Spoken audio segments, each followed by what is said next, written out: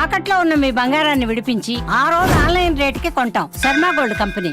నమస్కారం అండి, నేను గీతాంజలి. సుమన్ టీవీ ప్రేక్షకులకు శ్రీ పరాభవనామ సంవత్సర ఉగాది శుభాకాంక్షలు. ఉగాది వచ్చిందంటేనే ఎన్నో ఆశలతో మనం ఉంటాం. ఆ రోజున చాలా విశేషంగా ఉగాది పచ్చడి, పంచాంగ శ్రవణం. ఇక అప్పుడు అర్థమవుతుంది అసలు ఈ సంవత్సరం అంతా ఎలా ఉంటుంది, మనం ఎలా ఉండాలి, దానికి తగ్గట్టుగా ఎలాంటి జాగ్రత్తలు తీసుకోవాలి అని. పంచాంగ శ్రవణం చేసే ముందుగానే బ్రహ్మశ్రీ ప్రదీప్ జోషి గురువు గారి ద్వారా మనం పంచాంగ శ్రవణాన్ని ఇవాళ విందాము. అసలు ఈ సంవత్సరం ఎలా ఉంటుంది ఏంటి అని. ఎందుకంటే వారి ప్రెడిక్షన్స్ ఎంత కరెక్ట్ గా చెప్తారనేది మనందరికీ తెలుసు. చాలా విషయాల్లో మనం గమనించాము. అందుకే వారిని మరొకసారి స్టూడియోకి ఆహ్వానించాము.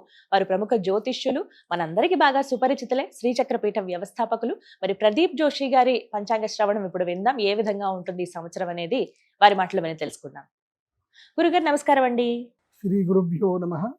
శ్రీమాత్రే నమః.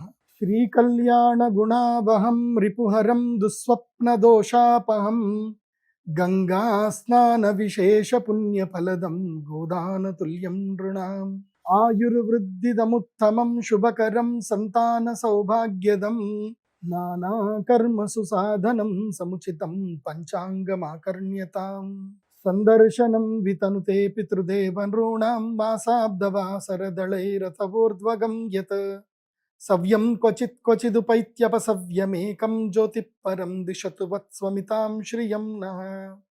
అచింత్యావ్యక్తరూపాయ నిర్గుణాయ గుణాత్మనే సమస్త జగదాధార మూర్తయే బ్రహ్మణే నమః. శ్రీమాత్రే నమః. శ్రీ గురుభ్యో నమః. సత్యాభిఘ్నకరాబ్జోత్థాన్ పంచాశద్వర్ష పూజకాన్ సత్యప్రమోద తీర్థార్యాన్ నౌమిన్యాయ సుధారత ఉత్తరాది మఠాధీశాన్ సీతాపత్యర్చకాన్ మునీన్ రఘుత్తమ సకాశస్థాన్ సత్యాత్మానాం గురూన్ భజే. శ్రీమాత్రే నమః. సమస్త హైందవ జాతికి, భారతీయులందరికీ, ముఖ్యంగా నా ప్రియమైనటువంటి తెలుగు ప్రజలందరికీ కూడా శ్రీ పరాభవనామ సంవత్సర ఉగాది శుభాకాంక్షలు. తిథేశ్చ శ్రియమాప్నోతి వారాత్ ఆయుష్యవర్ధనం నక్షత్రాత్ హరతే పాపం యోగాద్ రోగ నివారణం కరణాత్ కార్యసిద్ధి స్యాత్ పంచాంగ ఫలముత్తమం. మనము ప్రతిరోజు పంచాంగం వినాలి. అందులోనూ ముఖ్యంగా ఉగాది రోజున పంచాంగ శ్రవణము తప్పకుండా వినాల్సింది. ఉగాది రోజున చేయవలసింది తైలాభ్యంగనము. తైలముతో చక్కగా ఒంటికంతా తైలం పూసుకొని చక్కగా స్నానం చేసి, సూర్య నమస్కారాలు చేసి, తల్లిదండ్రులకు నమస్కారం చేసి, నూతన వస్త్రాలు ధరించి, అదేవిధంగా షడ్రుచులు తీపి, చేదు, ఒగరు, కారము ఇవన్నీ కలిపి ఏదైతే ఉంటుందో ఉగాది పచ్చడిని ఈరోజు అందరూ సేవించాలి. అది భగవంతుడికి నైవేద్యం పెట్టి. అదేవిధంగా తల్లిదండ్రులకు నమస్కారం చేయాలి, గురువులకు నమస్కారం చేయాలి. ఈరోజు తప్పకుండా అందరూ కూడా పంచాంగ శ్రవణం చేయాలి. ఇక కాలము పరిగెడుతుంది, ఆధునిక కాలం, టెక్నాలజీ పెరిగిపోయింది. మాకు కూడా ప్రెషర్స్ బాగా పెరిగిపోయాయి.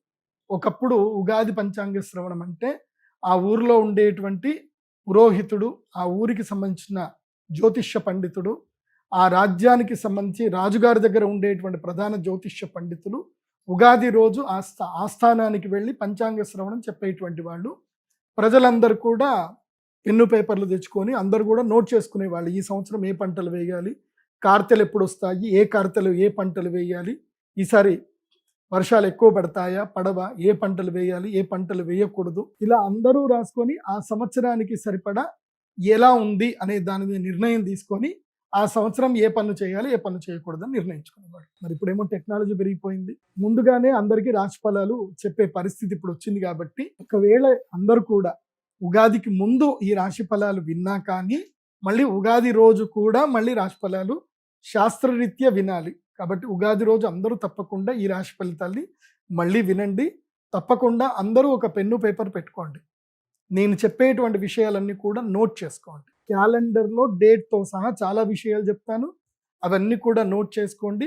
ఈ సంవత్సరం ఎలా ఉండబోతుందో అన్ని విషయాలు చెప్తాను, జాగ్రత్తగా అందరూ కూడా నోట్ చేసుకోండి. ఉగాది పంచాంగ శ్రవణం చెప్పే ముందు మొట్టమొదటిగా దీనికి ఉగాది అని పేరు ఎందుకు వచ్చింది అని చెప్పానంటే, మన తెలుగులో మనం అందరం కూడా ఉగాది అని అంటాము, కానీ వాస్తవంగా దీని పేరు యుగ ఆది.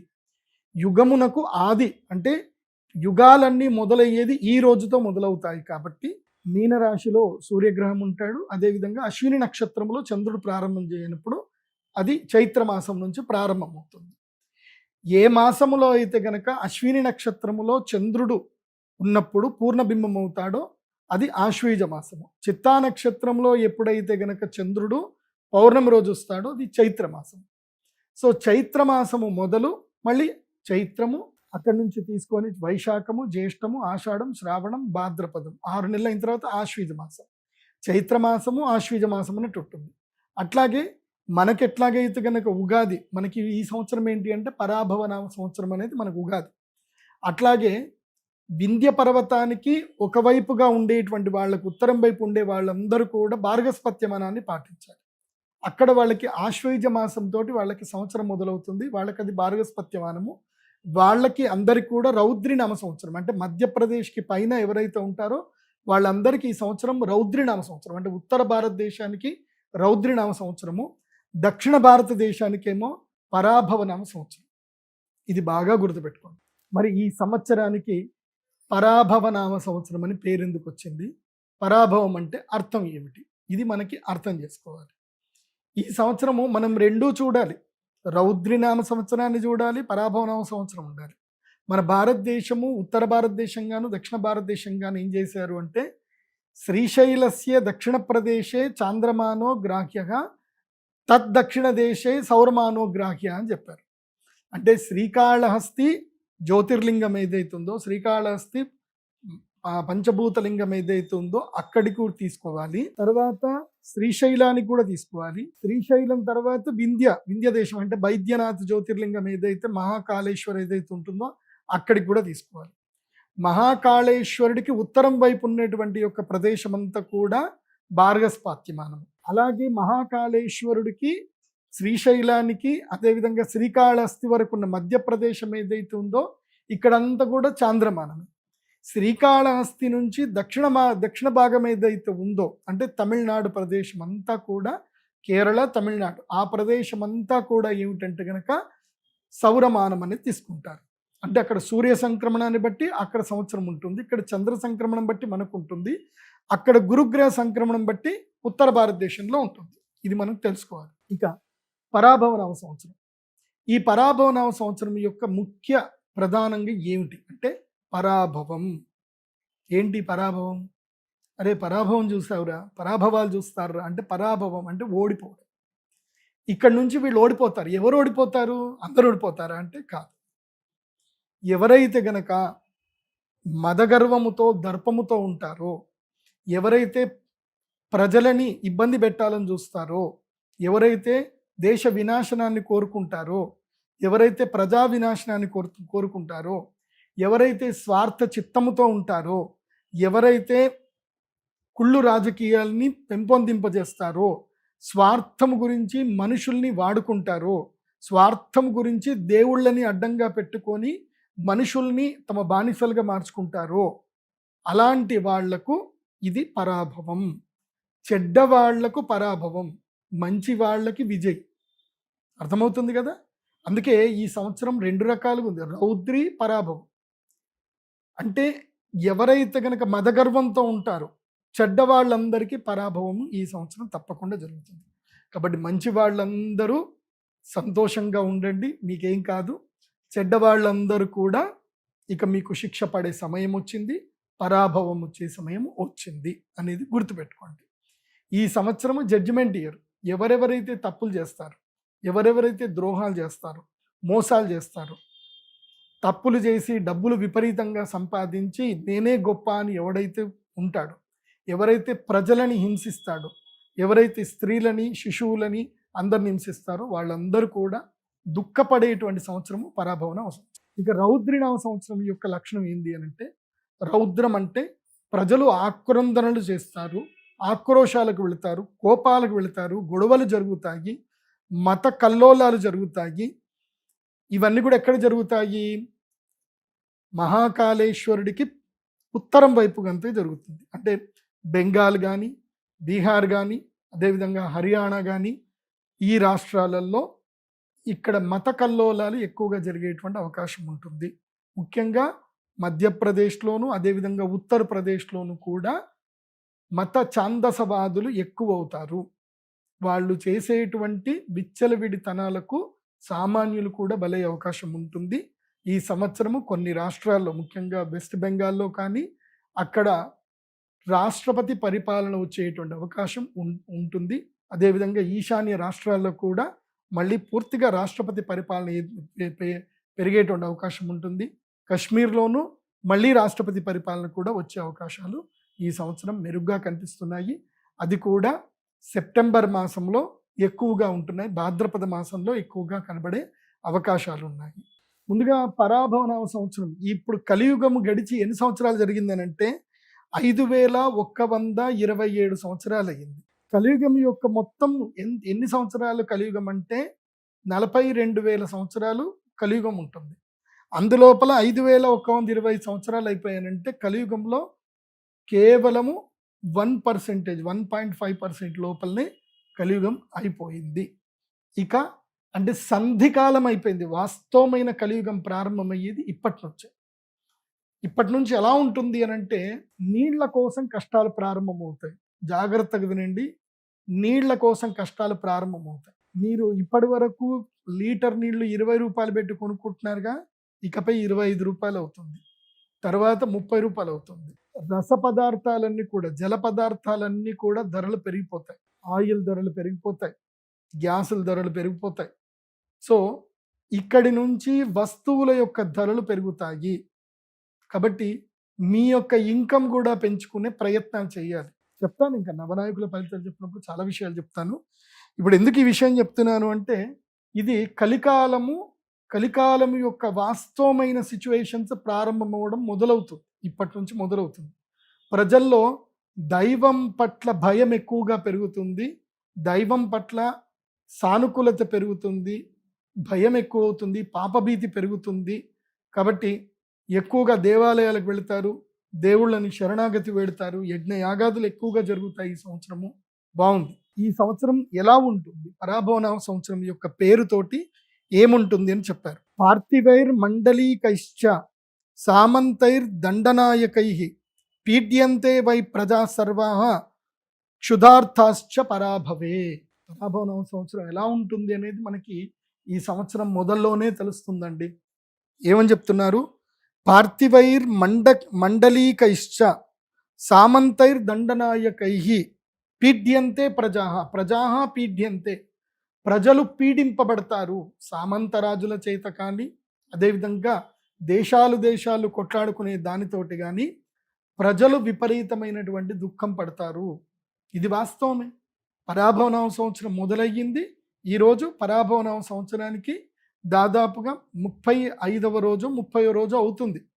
సో పరాభవనామ సంవత్సరం మొదలై మనకి చంద్రగ్రహణము సూర్యగ్రహణం వచ్చింది. చంద్రగ్రహణం ఏ రోజైతే ఏర్పడిందో అదే రోజు యుద్ధం ప్రారంభమైంది. ఇది ఇరాను, ఇజ్రాయిల్, అదేవిధంగా అమెరికా యుద్ధం ప్రారంభమైంది. ఇది మామూలు యుద్ధం అయితే కాదు, ఇది చాలా పెద్ద యుద్ధము. ఇది ప్రపంచ యుద్ధానికి దారి తీసేటువంటి యుద్ధము. ఇది జరుగుతుంది కూడా. ఇది ఒక ఆర్థిక సంక్షోభానికి ప్రజల్ని ముందుకు తీసుకెళ్తుంది. ఆర్థిక సంక్షోభం లోపలికి ప్రజలందరినీ నెడుతుంది. ఎక్కడో అక్కడ యుద్ధం జరిగింది, మనకేం జరగదు అని మాత్రం అనుకోవద్దు. దీనివల్ల ఏం జరుగుతుంది అని అంటే విపరీతమైనటువంటి సంక్షోభం ఏర్పడుతుంది. ముఖ్యంగా ప్రజల్లో నీటి ఎద్దడి ఏర్పడుతుంది. ఇప్పుడు మనం ఇరాన్ కానీ ఇరాక్ తీసుకున్నాం, సౌదీ అరేబియా, బెహ్రాను, తర్వాత ఇంకా అరబ్ కంట్రీ, ఎడారి దేశం అని అంటారు. ఎడారి దేశంలో నీళ్లు లేవు. వాళ్ళు సముద్రం నీళ్ళని మార్చుకొని వాళ్ళు మంచినీళ్ళ కింద మార్చుకుంటున్నారు. కాబట్టి ఇప్పుడు దాని మీద కూడా దాడి జరుగుతుంది. క్షుధార్థ, ఆకలి బాధతో ప్రజలు అల్లకల్లోలము ఉంటుంది, విలవిల్లాడుతూ ఉంటారు. ఎందుకోసమంటే మన భారతదేశం నుంచి కానీ వేరే దేశాల నుంచి అక్కడికి షిప్పులు వెళితే తప్ప అక్కడ న్యాచురల్ రిసోర్స్ అయినటువంటి ఆహారం, వాళ్ళకి న్యాచురల్ రిసోర్స్ లేదు. ఆహారం షిప్పులో నుంచే వెళ్ళాలి. శని ఎక్కడున్నాడు అంటే మీనరాశిలో ఉన్నాడు. జలక్షేత్రంలో మీనము అంటే ఏంటి? చేపలు ఎక్కడ ఉంటాయి? నీళ్లలో ఉంటాయి. అది ఏ రాశి అని అంటే మీనరాశి. మీనరాశిలో ఎవరున్నారు? శనిగ్రహం ఉన్నాడు. కాబట్టి సముద్ర సంక్షోభం ఏర్పడుతుంది, సముద్రపు దొంగలు పెరుగుతారు. సో నౌకలన్నీ సముద్రంలో మునిగిపోతాయి, నౌకా యుద్ధం జరుగుతుంది. దీనితోటి అరబ్ కంట్రీస్లో పూర్తిగా సంక్షోభం ఏర్పడుతుంది. సంక్షోభం ఏర్పడి ఆహార ధాన్యాలు దొరకవు, తిండి దొరకదు, నీళ్లు దొరకవు. అలాంటి పరిస్థితులు ఈ సంవత్సరం ఎక్కువగా ఏర్పడే అవకాశాలు కనిపిస్తున్నాయి. మనం భారతీయులం, మనం అంత అదృష్టవంతులమే. ఇది మళ్ళీ ఏం చెప్తున్నారు, మన భారతదేశానికి చూస్తే దీని లెక్క ప్రకారం మన దాంట్లో కనుక చూస్తే కనుక భారతదేశంలో ప్రజలందరూ కూడా రోగపీడితులు ఎక్కువగా అవుతారు. ముఖ్యంగా ఒక మహమ్మారి ఉంది, డయాబెటీస్ అనే ఒక మహమ్మారి ఉంది. అది 10 మందిలో 8 మందికి తగులుతుంది. దాని యొక్క మహమ్మారికి అందరూ కూడా లోనవుతూనే ఉంటారు. ఆహార పదార్థాలు విచారణ ప్రజల్లో మార్పు తీసుకురావాలి. అందుకే ఈ సంవత్సరము అపరధాన్యములైనటువంటి చామలు, కొర్రలు ఇవన్నీ కూడా బాగా పండుతాయి. నేను ఈ సంవత్సరం రైతులందరికీ కూడా చెప్పేది ఏమిటంటే, కొన్ని విషయాలు కూడా చెప్తాను, కానీ ఇప్పుడు ఈ సంవత్సరానికి సంబంధించిన శ్లోకం ద్వారా మీకు చెప్పేది ఏంటంటే, రైతులు ఈజీ మెథడ్లో పంటలు పండించడానికి చూడకండి. హైబ్రిడ్ విత్తనాల జోలికి వెళ్ళకండి. హైబ్రిడ్ విత్తనాలను దూరం పెట్టండి. ఎందుకోసమంటే అన్నం పెట్టేది మీరే అన్నం సరిగ్గా పెట్టకపోతే ప్రజలందరూ కూడా ఆరోగ్యం పాడు చేసుకుంటారు. ఆ ప్రజల్లో ఎవరు ఉండరు, మీ కుటుంబ సభ్యులు కూడా ఉంటారు. కాబట్టి రైతులందరూ కూడా దేశీ విత్తనాలు తీసుకోండి. నవారా, రత్నచోడి, అదేవిధంగా ఇంకా చాలా ఉన్నాయి, చిట్టి ముత్యాలు లాంటివి దేశవాళీ విత్తనాలు తీసుకొని పంటలు పండించండి, వాటిని వృద్ధి చేయండి అని చెప్తాను. హైబ్రిడ్ విత్తనాలు జోలికి వెళ్ళకండి, హైబ్రిడ్ వడ్ల జోలికి వెళ్ళకండి అని చెప్పి రైతులందరూ కూడా చెప్తున్నాను. ఎందుకోసం అంటే క్షుధార్తాహ, క్షుత్ అంటే ఆకలి బాధలు. ఈ సంవత్సరం ప్రజలకి ఆకలి బాధ ఎక్కువగా ఉంటుంది. ఆకలితో చాలామంది అలమటిస్తారు. ఇవాళ ప్రపంచం మొత్తం మీద అందరికీ ఆహారం పెడుతుంది ఎవరు అంటే భారతదేశం. ప్రపంచం మొత్తం మీద ఆకలి 30% ఆకలి తీరుస్తుంది భారతదేశం. మన భారతీయ రైతులు పండించేటువంటి ఏవైతే బియ్యం ఏదైతే ఉన్నాయో, ఆహార ధాన్యాలు ఏవైతే ఉన్నాయో అవి ప్రపంచ దేశంలో అందరు తింటున్నారు. కానీ ఈ సంవత్సరం ఏం జరుగుతుంది అని అంటే, ప్రకృతి విపత్తులు బాగా పెరుగుతాయి, ఆహార ధాన్యం లోపల నష్టం జరుగుతుంది. ప్రజలు ఎక్కువగా వ్యవసాయం చేయడానికి మక్కువ చూపించరు. ఇది ఈ సంవత్సరం చాలా దారుణాలు ఉన్నాయి. మక్కువ చూపించరు. ప్రజలు ఏం చేస్తారు అంటే ఈజీ మెథడ్లోకి వెళతారు. దానితోటి కలుషితమైన ఆహారము, హైబ్రిడ్ విత్తనాలు, హైబ్రిడ్ ఆహార పదార్థాలు ప్రజల్లోకి వెళతాయి. దాంట్లో ప్రజలందరూ కూడా ఆహార మాధ్యమంగా ఆహారం సరిగ్గా దొరకదు, తిన్న ఆహారంతో కడుపు సరిగ్గా నిండదు, రోగాల బారిన పడతారు. అందుకే ఏం చెప్పారు, పీఠ్యంతే వై ప్రజాహ, ప్రజలందరూ కూడా పీడింపబడతారు. క్షుధార్తాహ, ఆకలి బాధలు ఉంటాయి, నీటి ఎద్దడి కొనసాగుతుంది, ప్రజల్లో నీళ్లు కలుషితమైపోతాయి, విషపూరితమైన నీళ్లు తాగి మూకుమ్మడిగా జనాలు చనిపోయే అవకాశం ఈ సంవత్సరం ఎక్కువగా ఉంటుంది. కాబట్టి నీటి పట్ల అప్రమత్తత పాటించండి. ఈ సంవత్సరము ప్రజలు కాపాడుకోవాల్సింది నీళ్లను కాపాడుకోవాలి, నీటిని జాగ్రత్తగా వాడుకోండి, బాగా గుర్తుపెట్టుకోండి. ఇంకొక ట్రిక్ చెప్తాను. ఈ మధ్య కొన్ని వాటర్ బాటిల్స్ వచ్చాయి, మీకు అమెజాన్ లాంటి వెబ్సైట్లో దొరుకుతాయి. ఆల్కలైన్ వాటర్ బాటిల్స్ అని దొరుకుతున్నాయి. అవి ఎంతనో 600 800కు దొరుకుతున్నాయి. ఆ వాటర్ బాటిల్లో నీళ్లు పోసుకొని దాన్ని ఒక 2 minutes చక్కగా షేక్ చేసి దాన్ని తాగితే అవి ఆల్కలైన్ వాటర్గా మారుతున్నాయి. సో వాటర్ చాలా important. High pH level water తాగకుండా చక్కగా ఆల్కలైన్ వాటర్, ఫిల్టరైజ్ వాటర్ తాగండి. ముఖ్యంగా సిటీలలో ఉండేటువంటి వాళ్ళు బోర్ల మీద డిపెండ్ అవ్వకుండా వర్షపు నీటిని సేవ్ చేసుకోండి. అండ్ ఆహారం పట్ల, ఆహార భద్రత పట్ల ప్రజల్లో చైతన్యం తీసుకురావాలి ప్రభుత్వాలు. ఈ సంవత్సరం ఫుడ్ కార్పొరేషన్ ఆఫ్ ఇండియా చాలా గట్టిగా పనిచేయాలి. ఈ సంవత్సరం విరివిగా ఆహార పదార్థాలు దొరకవు, ఆహార సంక్షోభం ఏర్పడుతుంది, కూరగాయల సంక్షోభం ఏర్పడుతుంది.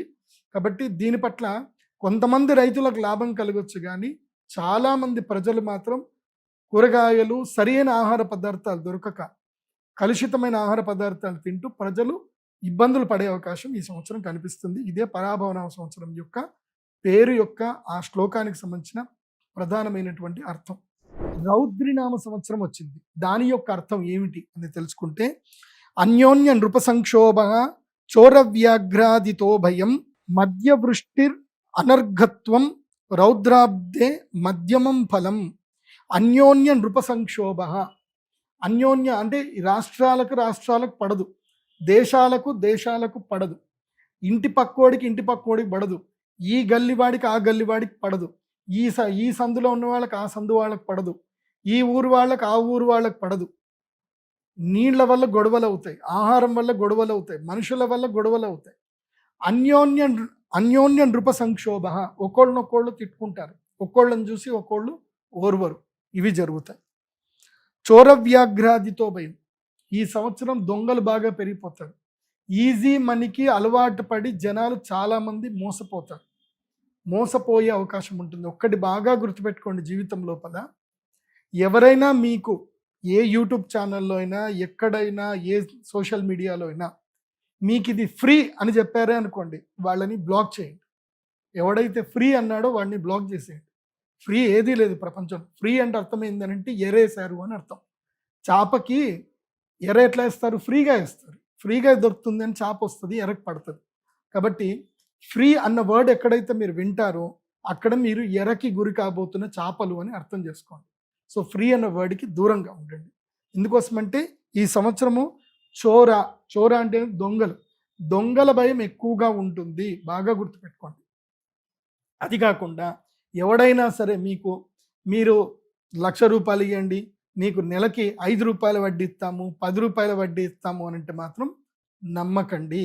ప్రామిసరీ నోట్లు, చెక్కులు ఎందుకు పని చెయ్యవు. మీరు కోర్టు చుట్టూ తిరగడం తప్ప ఎవ్వరికి ప్రయోజనం ఉండదు. కొంతమందికి ప్రయోజనం ఉంటుంది, అడ్వకేట్లకు ప్రయోజనం ఉంటుంది, కోర్టులో ఉండేటువంటి టీ కొట్టు వాడి ప్రయోజనం ఉంటుంది, టిఫిన్ సెంటర్ వాళ్ళకి ప్రయోజనం ఉంటుంది, మిమ్మల్ని అటు ఇటు తిప్పేటువంటి డ్రైవర్ల ప్రయోజనం ఉంటుంది తప్ప మీకు ₹1 కూడా రాదు. కాబట్టి ఈ ₹2 వడ్డీ మీకు బ్యాంకు వడ్డీ కన్నా ఎవరైనా ఎక్కువ వడ్డీ ఇస్తున్నారు అని చెప్పినా, ప్రామిసరీ నోట్ల మీద మీరు డబ్బులు వడ్డీలకు ఇచ్చినా మీరు మోసపోతారు. కాబట్టి ఈ సంవత్సరము దొంగల భయం ఎక్కువగా ఉంటుంది, మోసగాళ్ల భయం ఎక్కువగా ఉంటుంది.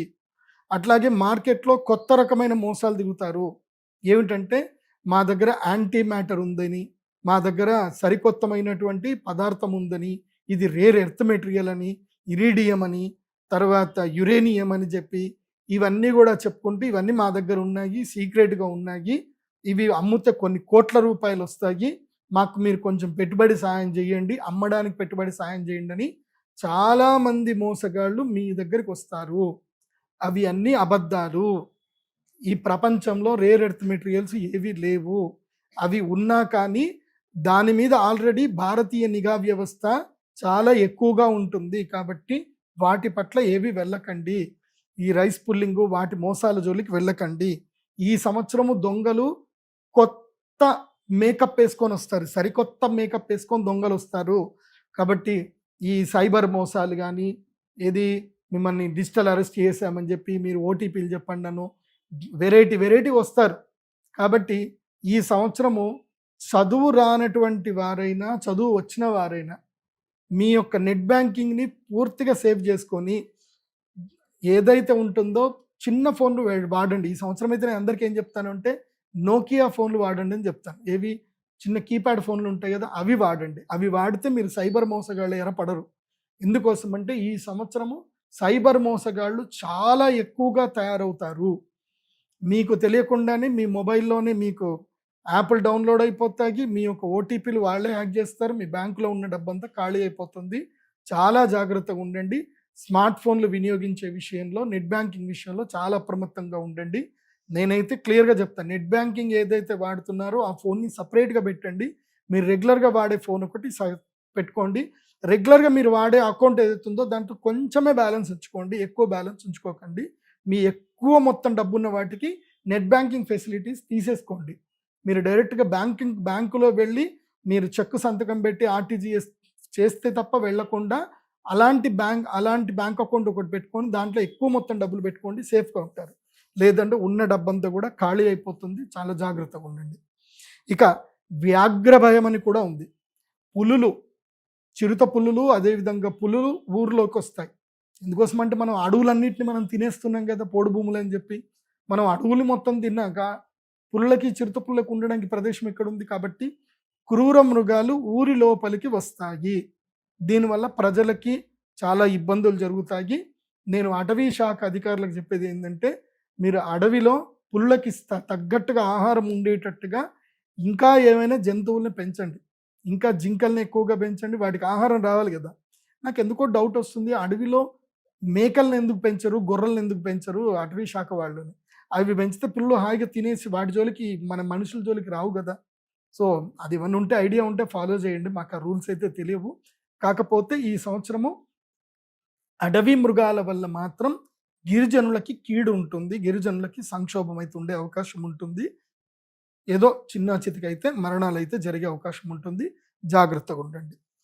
ఇక మధ్యవృష్టిర్ అనర్ఘత్వం చ, మధ్యవృష్టి, ఈ సంవత్సరం వర్షాలు మధ్యంగా ఉంటాయి, ఎక్కువగా పడవు, సాధారణమైన వర్షాలు మాత్రం ఉంటాయి.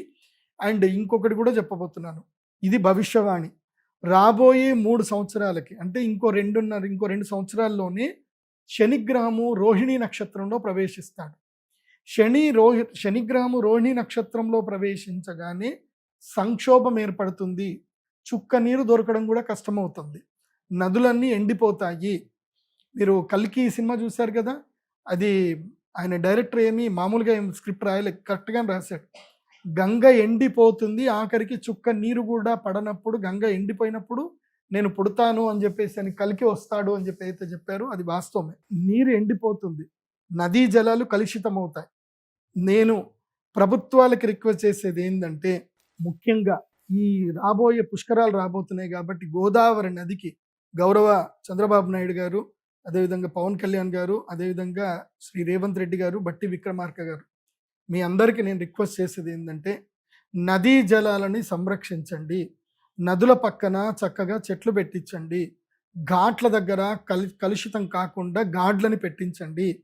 ఎందుకోసమంటే ఈ సంవత్సరము నీటిలో పడి చనిపోయే వాళ్ళు ఎక్కువగా ఉంటారు, అదేవిధంగా నీరు కలుషితం చేసే దుర్మార్గులు కూడా ఎక్కువగా ఉంటారు.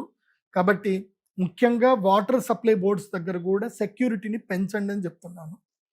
అదేవిధంగా రైతులందరూ కూడా చెప్పేది ఏంటంటే, ఖర్చైనా పర్వాలేదు మోట బావులు తవ్వుకోండి, మీ యొక్క బోర్ పాయింట్స్ ఏవైతే ఉన్నాయో అవి రీఛార్జ్ అయ్యేటట్టుగా ప్లాన్ చేసుకోండి. ఎందుకోసమంటే ఏ నీటి ద్వారా అయితే మీరు పొలాలు చక్కగా పండించుకుంటున్నారో రేపు ఆ నీరు దొరకకుండా ఉంటే మీకు ఆ సంపాదన కూడా పోతుంది. కాబట్టి ఇప్పుడే మీ యొక్క బోర్లు అవన్నీ కూడా రీఛార్జ్ చేసుకోండి, నీటిని కాపాడుకునే ప్రయత్నం చేయండి.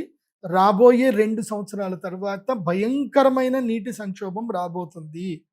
ఇప్పుడే మీరు మెలకు ఉంటేనే మీరు నీటిని కాపాడుకునే ప్రయత్నం చేసుకోండి. సిటీలలో కూడా నేను గౌరవ ముఖ్యమంత్రులందరూ కూడా చెప్పేది ఏంటంటే, సిటీ లోపల ఒక జీవో పాస్ చేయండి. అపార్ట్మెంట్లలో పడే వర్షపు నీళ్ళన్నీ కూడా ఒక్కొక్క ఫ్లాట్ 5,000 లీటర్ల నీళ్లు సేవ్ చేసుకోవాలని ఒక జీవో పాస్ చేయండి. ప్రతి ఒక్క ఫ్లాట్ ఓనరు 5,000 వర్షపు నీళ్ళని స్టోర్ చేసేది జీవం మీరు పాస్ చేసుకోండి. మీరు 20 ఫ్లాట్లు ఉన్నాయనుకోండి, 5,000 ఇంటూ 20 లీటర్లు సేవ్ చేసుకోవాలి. కింద వాటర్ ట్యాంకులు పెట్టుకోండి, మళ్ళీ పైకి తెచ్చుకుంటారా ఏదైనా చేయండి. మీ అపార్ట్మెంట్కి ఒక ఫ్లాట్కి 5,000 లీటర్లు వర్షం నీళ్లు సేవ్ చేసుకోవాలని చెప్పి మీరు జీవో పాస్ చేయండి. ప్రజలు మారుతారు. కావాలంటే వాళ్ళకి సబ్సిడీలు ఇవ్వండి, వాటర్ ట్యాంకులు ఇప్పే విషయంలో సబ్సిడీలు ఇవ్వండి.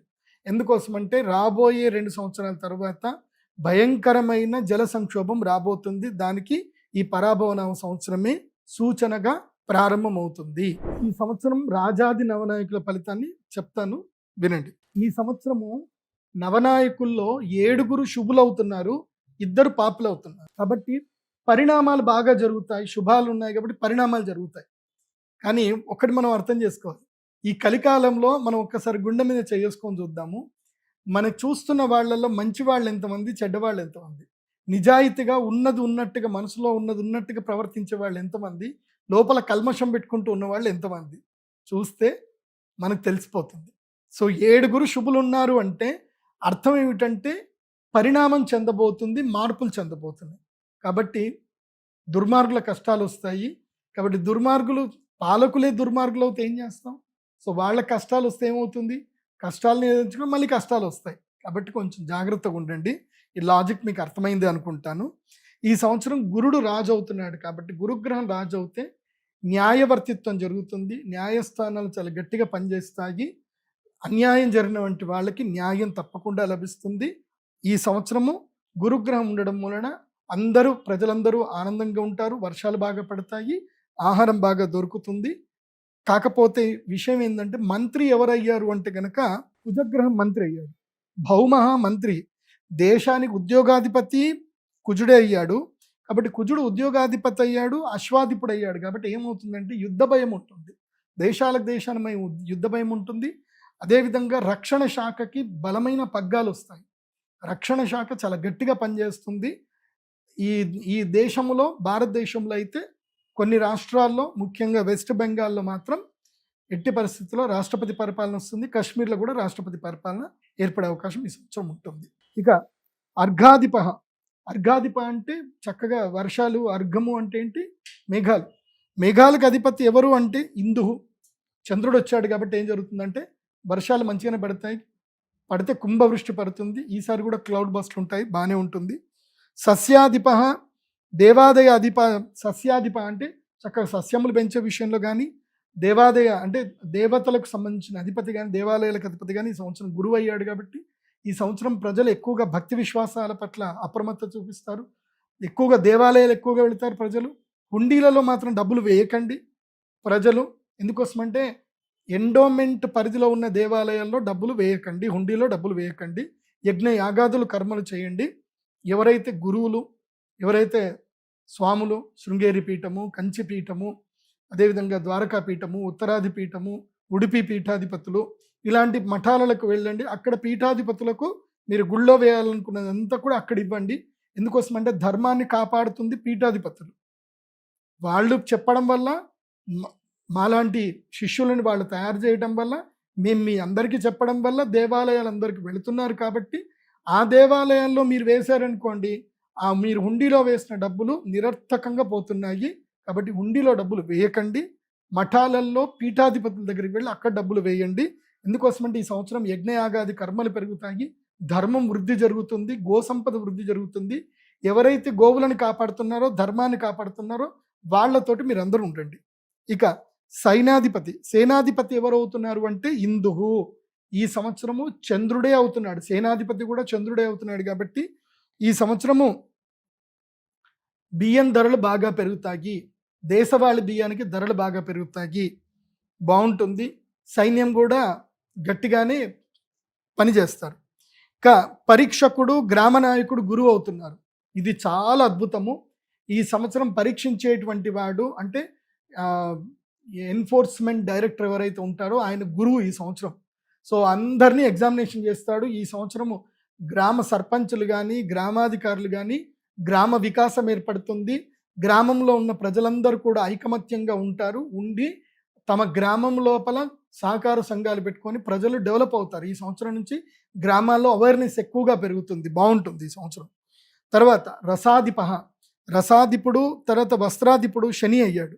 కాబట్టి నల్లని భూములు, నల్లటి పంటలు కానీ, నల్ల నువ్వులు కానీ, మినుములు కానీ, నల్లటి ఆహార పదార్థాలన్నిటికీ మంచి ధరలు వస్తాయి. ఈ సంవత్సరం వస్త్రాలకు ధర విపరీతంగా పెరుగుతుంది. తర్వాత గ్రామపాలకుడు, రత్నాధిపుడు ఇందు అవుతున్నాడు. ఇందుహు అంటే సూర్యుడు, గ్రామాధిపుడు సూర్యుడు అవుతున్నాడు. కాబట్టి ఇది కూడా చాలా మంచిదే.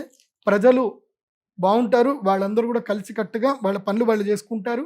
ఈ సంవత్సరం మహిళా రాతులు ఎక్కువగా పెరుగుతారు, డ్వాక్రా సంఘాలు ఎక్కువగా పెరుగుతుంది. మహిళలందరూ కూడా కలిసి సొంతగా ఏవైతే కనుక పరిశ్రమలు పెట్టడం అనేది ఈ సంవత్సరం చాలా ఎక్కువగా ఉంటుంది. దానికి తెలుగు రాష్ట్రాల ప్రభుత్వాలు కూడా వాళ్ళకి సహకరిస్తే, బ్యాంకులు సహకరిస్తే ఇంకా మంచిది.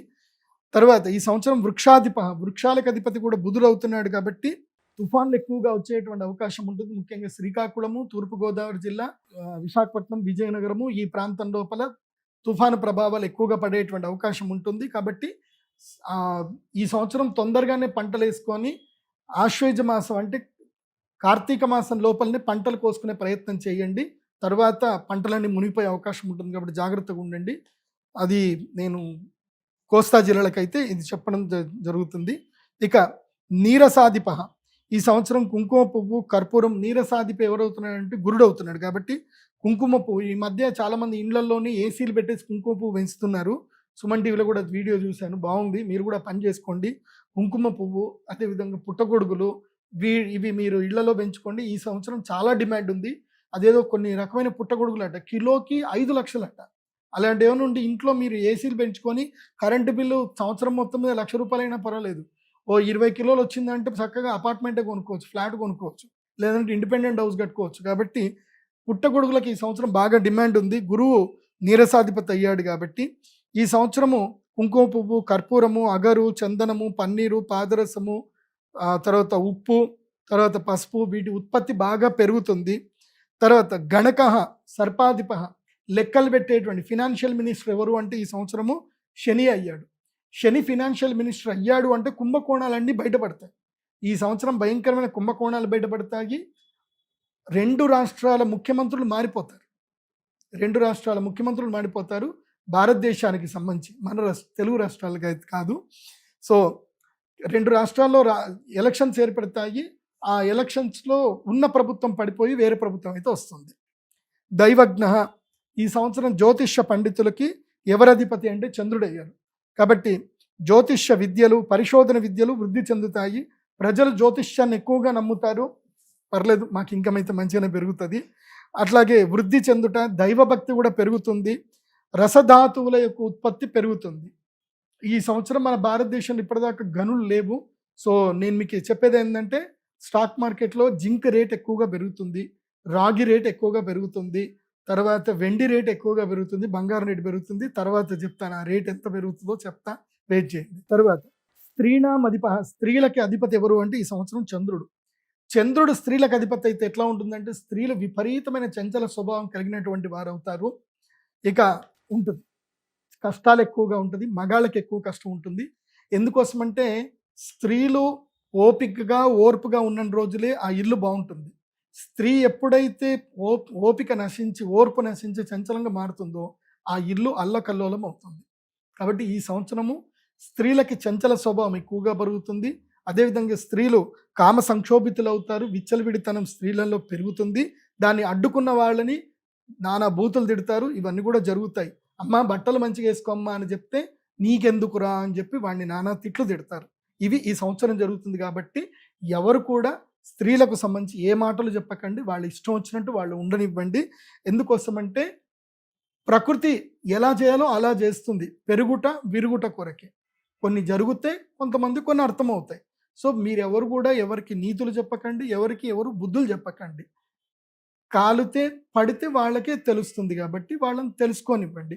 మంచిదే, వాళ్ళ ఇష్టం వచ్చినట్టు వాళ్ళు ఉండనివ్వండి అని చెప్పి చంద్రుడు చెప్తున్నాడు ఈ సంవత్సరం, నేను చెప్పట్లే. సో ఈ సంవత్సరము స్త్రీలకి అధికారాలు కూడా పెరుగుతాయి. స్త్రీలు వ్యాపారం లోపలికి వస్తారు, చాలా మంచి శుభ పరిణామం. సో వాళ్ళు వ్యాపారాలు చేస్తారు, చక్కగా వడ్డీ వ్యాపారాలు చేస్తారు, డబ్బులు విపరీతంగా సంపాదిస్తారు, రాజ్యాలు వెళ్తారు, అధికారం లోపలికి వస్తారు. మళ్ళీ ఇది కూడా ఇంకోటి చెప్తున్నాను, తమిళనాడులో మళ్ళీ ఎంజీఆర్ జయలలిత ఏదైతే గనక రాజకీయం క్రియేట్ చేశారో మళ్ళీ తమిళనాడులో అలాంటి రాజకీయం మొదలవుతుంది. వాళ్ళ పేర్లు నేను చెప్పను, మీకు తెలుసు.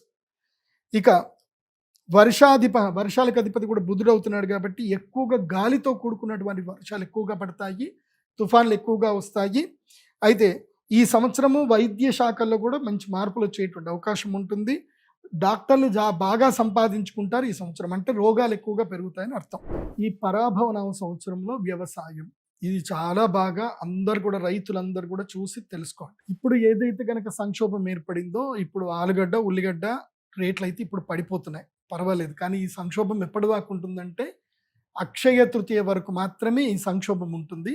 అక్షయ తృతీయ తర్వాత మళ్ళీ నార్మల్ స్టేజ్కి వచ్చేస్తుంది. యుద్ధ తీవ్రత, యుద్ధ వాతావరణం తగ్గిపోతుంది. మళ్ళీ ఆయిల్ రేట్లు నార్మల్కి వచ్చేస్తాయి, సర్వసాధారణంగా అయిపోతాయి. కానీ ఒకేసారి ఇంపోర్ట్స్ ఎక్కువగా పెరిగిపోతాయి, ఎక్స్పోర్ట్స్ ఎక్కువగా పెరిగిపోతాయి ఈ సంవత్సరం. అక్షయ తృతీయ తర్వాత ఎక్స్పోర్ట్స్ పెరుగుతాయి. ఉల్లిగడ్డలు విదేశాలకు ఎక్కువగా వెళ్ళిపోతాయి, ఆలుగడ్డలు ఎక్కువగా వెళ్ళిపోతాయి. కాబట్టి ఏం జరుగుతుంది అని అంటే ఈ సంవత్సరము పళ్ళ ధరలు బాగా పెరిగిపోతాయి. మామిడి పళ్ళ ధరలు విపరీతంగా పెరిగిపోతాయి. అండ్ వడగళ్ళ వానలు పడతాయి.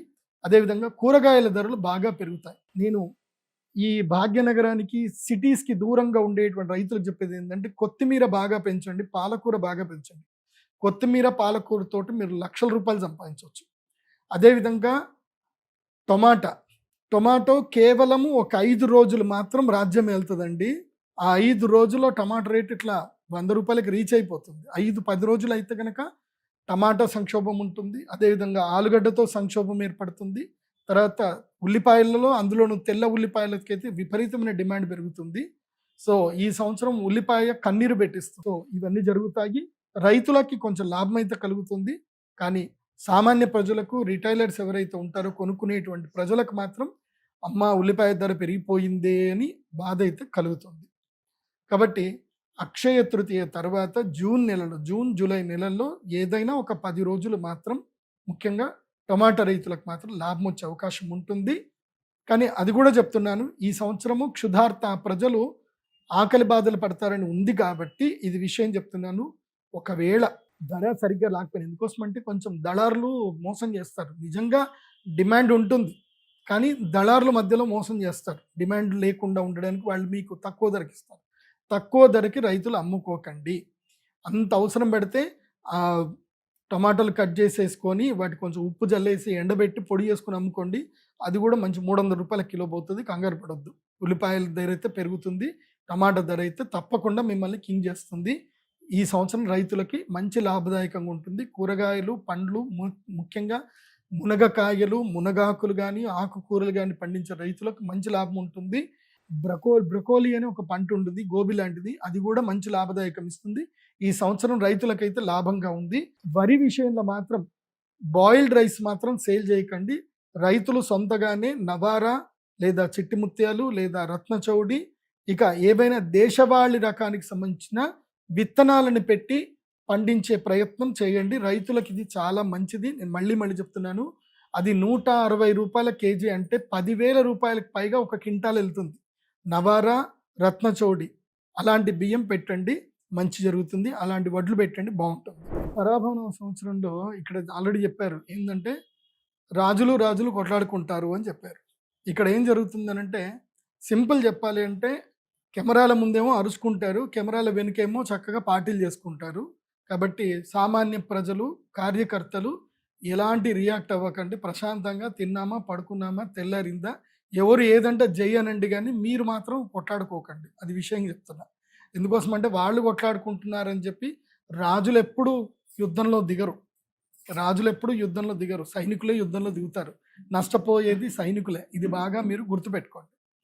అది కాకుండా ఇంకొక విషయం ఏమిటంటే గనక ఈ సంవత్సరము ముఖ్యమంత్రులు మారుతారు, ఉప ముఖ్యమంత్రులు ముఖ్యమంత్రులు అవుతారు. ముఖ్యమంత్రులు కొన్ని రోజుల కోసం అని చెప్పి వేరే పదవులకు వెళ్ళడమో, వేరే పనుల కోసం వెళ్ళడమో, లేదా ఆరోగ్యం బాగాలేకపోవడమో, ఇలాంటివి కొన్ని జరుగుతాయి. అదేవిధంగా తమిళనాడు రాజకీయంలో మళ్ళీ పునరావృతం అవుతుంది. ఎంజీఆర్, జయలలిత ఎలాగైతే ఉన్నారో అలాగే కొత్తగా ఒక నటుడు, ఒక నటీమణి, వాళ్ళు ఎంజీఆర్ గారి వృత్తాంతంని మళ్ళీ వాళ్ళు రిపీట్ చేస్తారు. తమిళనాడులో మళ్ళీ అదే రాజకీయం మొదలవుతుంది. సో భవిష్యత్తులో తమిళ రాజకీయం లోపల మళ్ళీ ఒక స్త్రీ ముఖ్యమంత్రి కాబోతుంది. దానికి ఇప్పుడు సన్నాహాలు ప్రారంభమవుతాయి. కాకపోతే ఇంకొక 7 సంవత్సరాలు పడుతుంది. 7-8 సంవత్సరాలు, 10 సంవత్సరాల తర్వాత ఆమెనే ముఖ్యమంత్రి అవుతుంది. సో ఆమె ఎవరో మీకు తొందరగా మీకు కూడా తెలుస్తుంది. చెప్తాను, అక్కడ ప్రారంభమైనప్పుడు చెప్తాను. ఇప్పుడే పేర్లు చెప్పడం వద్దు. కాబట్టి వాళ్ళు కూడా ముఖ్యమంత్రులు అయ్యే అవకాశం ఉంటుంది.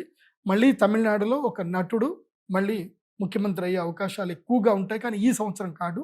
ఈ ఎలక్షన్లో గెలవరు, కానీ వచ్చే ఎలక్షన్లో మాత్రం తప్పకుండా విజయ్ ముఖ్యమంత్రి అయ్యే అవకాశం అయితే ఉంటుంది. తలపతి విజయ్ ముఖ్యమంత్రి అవుతాడు, కానీ ఈ సంవత్సరం కాదు. ఎట్లాగైతే పవన్ కళ్యాణ్ గారికి ఎట్లాగైతే రాజకీయంగా కొన్ని ఒడిదుడుకులు ఎదురయ్యాయో అట్లాగే విజయ్ గారికి కూడా ఒడిదుడుకులు ఎదురవుతాయి. కానీ కనీసం ఒక లెవెల్లో ఒక 20-30 సీట్లు అయితే తప్పకుండా గెలుచుకుంటారు. ఆయన విజిల్ గుర్తు తప్పకుండా. భవిష్యత్తులో విజిల్ బాగా గట్టిగా మోగుతుంది, ఇప్పుడైతే మోగదు. అది చూసుకోవాలి. ఇంకా చెప్పాలి అని అంటే రాజకీయం లోపల భారతీయ జనతా పార్టీలో కొన్ని చీలికలు వస్తాయి. సెంట్రల్లో నుంచి కొన్ని చీలికలు వస్తాయి, కొన్ని సంక్షోభాలు ఏర్పడతాయి. మళ్ళీ ఇంటర్నల్గా దాన్ని క్లారిఫై క్యూర్ చేసుకుంటారు. కాకపోతే ఏంటంటే భవిష్యత్తులో కొన్ని సంక్షోభాలు జరిగి ఈ ప్రభుత్వం ఇంకా సెంట్రల్లో బీజేపీ ఉండదేమో అన్నంతగా సంక్షోభం క్రియేట్ అవుతుంది. కానీ భవిష్యత్తులో ఎట్టి పరిస్థితుల్లో సెంట్రల్లో బీజేపీ ఉండే అవకాశం ఉంటుంది.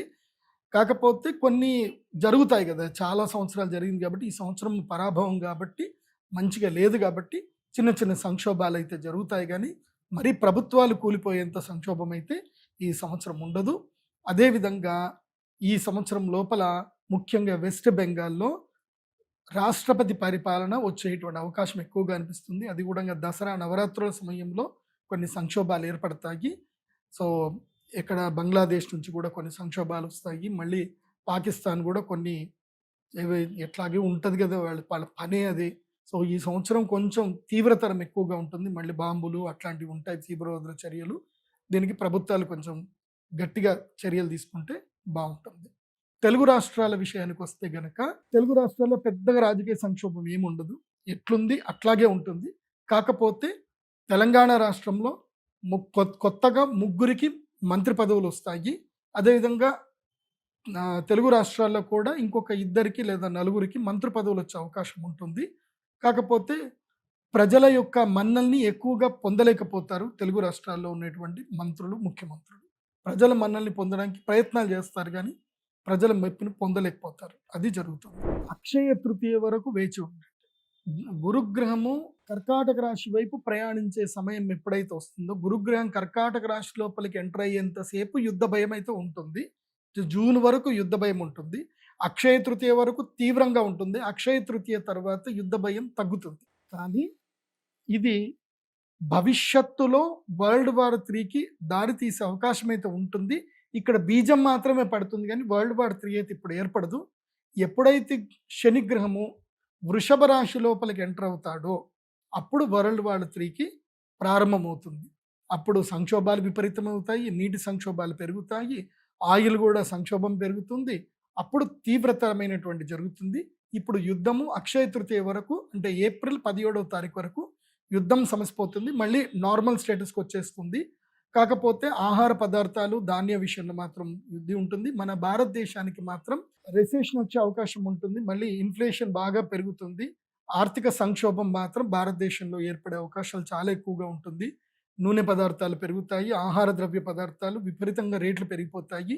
ఆయిల్ రేటు మాత్రం ఇప్పుడైతే మన తెలుగు రాష్ట్రాల్లో 110 రూపాయలు, అంటే మొత్తం కలిపి 100 రూపాయల యావరేజ్లో పెట్రోల్ ధర ఉంది కదా, ఇది మాత్రం తప్పకుండా 10% పెట్రోల్ ధరలు, తర్వాత డీజిల్ ధరలు మాత్రం పక్కా పెరుగుతాయి, దాంట్లో డౌట్ లేదు. ఇంకా యుద్ధాలు చెప్పాలంటే ఇప్పుడు రష్యా ఉక్రెయిన్ యుద్ధము ఇది నివురుగప్పిన నిప్పులాగా కంటిన్యూ అవుతానే ఉంటుంది. అదేవిధంగా ఇప్పుడు ఏదైతే యుద్ధ ప్రభావం ఏదైతే ఉందో ఇవి రాష్ట్రాలకి మధ్యన అడపాదడపా చిన్నా చితకా యుద్ధాలు అయితే కంటిన్యూగా ఉంటాయి. యుద్ధం మొత్తం ఆగిపోవడం అయితే ఉండదు. ఎక్కడో ఒక చోట యుద్ధం ఉంటానే ఉంటుంది. అది సంక్షోభం ఏర్పడుతుంది. ఇంకోటి ఏంటంటే మెక్సికోలోను ఈ అమెరికా ప్రభుత్వం, మెక్సికో అదేవిధంగా వెండి ఎక్కువగా ఎక్కడైతే లభ్యత ఉంటుందో ఆ దేశాల మీద ఆధిపత్యం పొందడానికి ప్రయత్నం చేస్తుంది. ఇప్పటి వరకు ఆయిల్ ఉండేటువంటి దేశాల మీద ఆధిపత్యం కోసం ప్రయత్నం చేసింది. నెక్స్ట్ వెండి మీద వేట ఉంటుంది అమెరికాది. అది బాగా గుర్తుంచుకోవాలి. దాన్ని బట్టి మార్కెట్లో రేట్లు మారిపోతూ ఉంటాయి. ఈ సంవత్సరము కళారంగము విస్తృతమవుతుంది, భయంకరమైన విస్తృతమవుతుంది. మీకు ఇప్పుడు ఓటీటీ ఛానల్ అంటే 1, 2, 3, 4 అని చెప్పినట్టు ఉంటాయి కదా. ఈ సంవత్సరం నుంచి ఏంటంటే ఒక్కొక్కళ్ళ మొబైల్లో 10, 15, 20 ఓటీటీ ఛానల్స్ ఉంటాయి. ఎవరికి వాళ్ళు ఓటీటీ ఛానల్ స్టార్ట్ చేసుకుంటారు, ఎవరికి వాళ్ళు సీరియల్స్ రిలీజ్ చేసుకుంటారు. దీంతో ఏంటంటే ముఖ్యంగా టీవీ రంగం, టెలివిజన్ రంగం పడిపోతుంది. టెలివిజన్ రంగంలో సీరియళ్ళు పడిపోతాయి. టీవీ అనేటువంటిది ఇంకా ఉండదు. ఇంకా దాదాపుగా టీవీ రంగం పడిపోతుంది. సోషల్ మీడియా, యూట్యూబ్, అదేవిధంగా ఏవైతే కనుక ఓటీటీ ఛానల్సే పెరిగిపోతాయి. ఇకపై టీవీ సీరియల్స్ బాగా తగ్గిపోతాయి. అవి కూడా ఓటీటీలోనే చూడడం జరుగుతుంది. సో డిష్ ఛానల్స్ తగ్గిపోతాయి, వైఫై ఛానల్స్ ఎక్కువగా పెరిగిపోతాయి. అదేవిధంగా కళాకారులకు, నటీనటులు విస్తృతంగా పెరిగిపోతారు. ఎవరికి వాళ్ళు సొంత బ్యానర్లు ఓపెన్ చేసుకుంటారు, ఎవరికి వాళ్ళు సొంతగా డబ్బులు సంపాదించుకుంటారు. ఇకపై మార్కెట్లో కళాకారులకు ఆదరణ పెరుగుతుంది, కళాకారుల మీద ఒత్తిడి తగ్గుతుంది, కళాకారుల మీద మోసం జరగడము, వాళ్ళని ఇంకా రకరకాలుగా వాడుకోవడం అనేటివన్నీ తగ్గిపోతాయి.